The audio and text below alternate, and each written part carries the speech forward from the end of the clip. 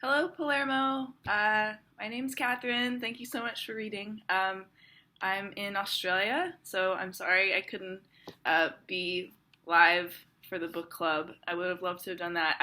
This has never happened before to have a bookstore be this excited about it, and it's so nice, and I'm very thankful.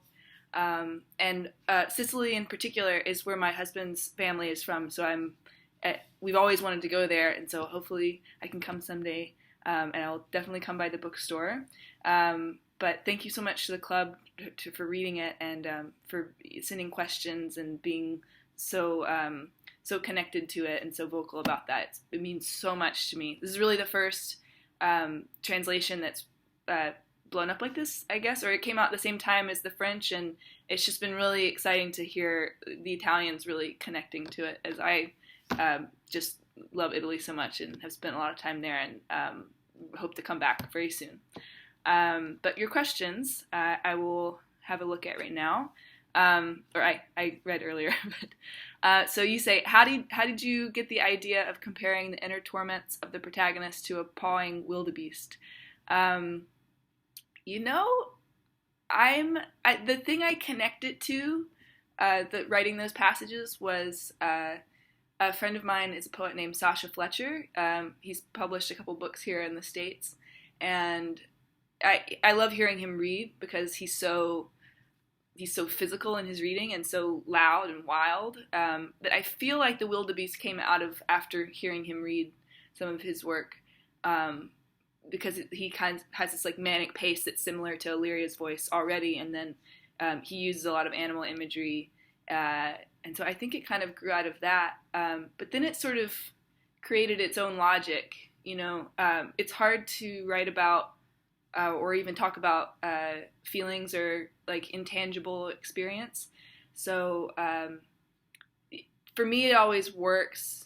And I find this works in day-to-day life when you can find a physical way to describe something that's immaterial.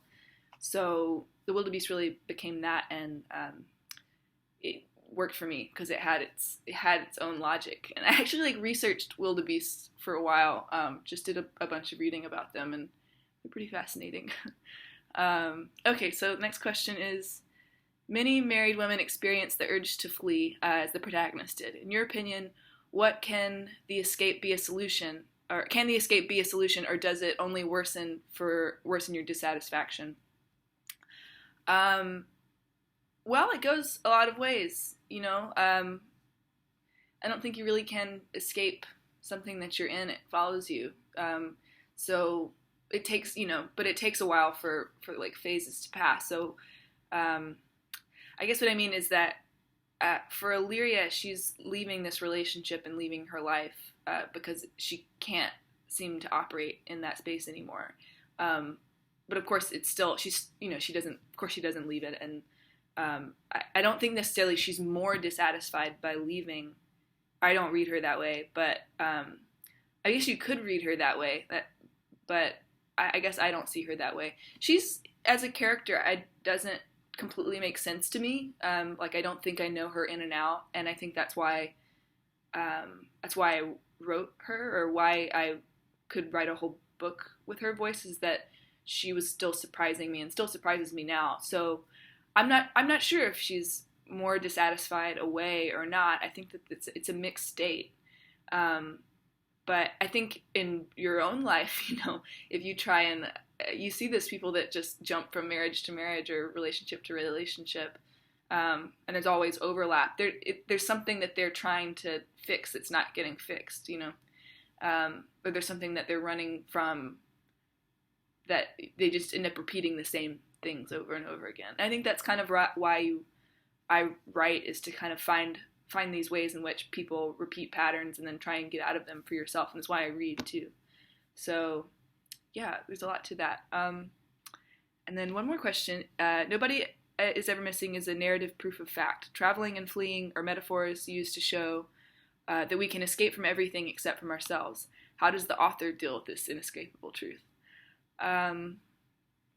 Wow. How do I deal with that? I think I travel a bit, and